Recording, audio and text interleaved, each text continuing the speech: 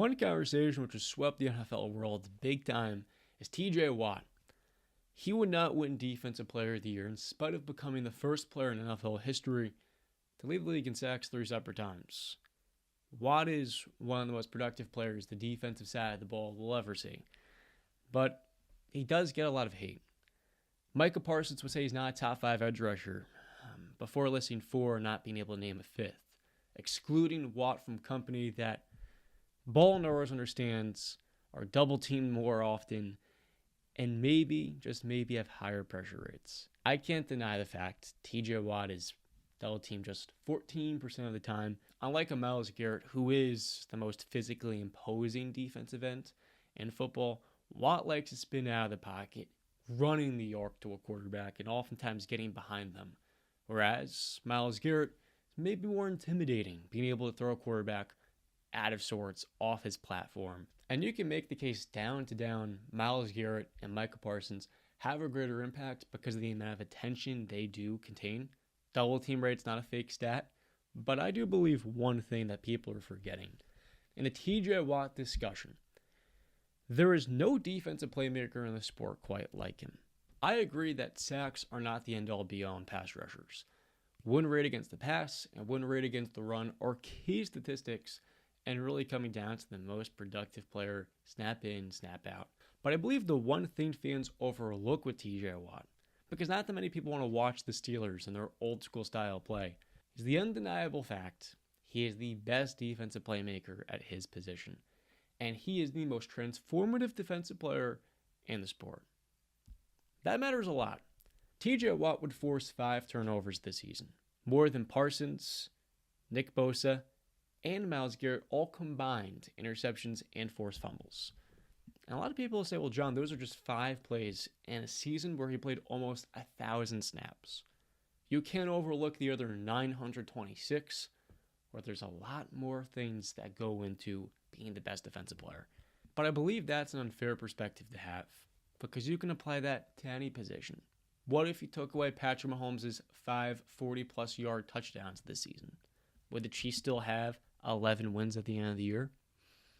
Probably not. If you were to take away Christian McCaffrey's 5 most explosive touchdowns this season, would the 49ers have won 12 games?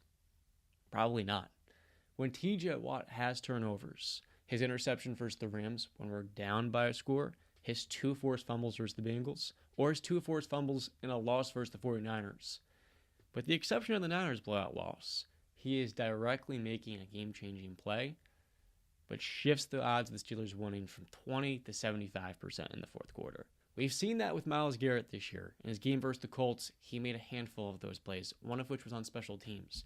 But with TJ Watt, it happens more often, in more games, where he's able to control a fourth quarter, maybe not by his pressure rate or sack numbers alone, but his pass deflections, which lead to potential interceptions. By the way, he had more than all of those guys this year. His forced fumbles, and his big-time plays dropping back into coverage or stopping the run allow the Steelers to be a top 6 defense in points per game. Opponents would score just 19 points on the Steelers this season per game, despite Minkah being hurt almost half of the year and Cam Hayward never being the same player due to injuries. Those are the 2 best players in their defense after TJ.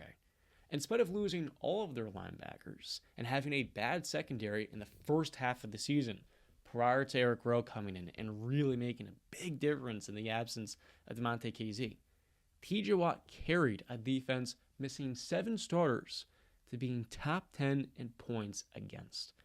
Now, the Steelers would give up the 12th most yards, but I believe a lot of that would have to do with guys like Levi Wallace getting beat consistently in pass coverage. Many of these players directly shoot the Steelers' defense in the foot, and TJ Watt has still found ways in the red zone and when the field condenses to make the jaw-dropping plays that help the Steelers every single year squeak into the playoffs, and none of us understand how, so we just say Mike Tomlin deserves all the blame, all the credit. You can say he's not Defensive Player of the Year.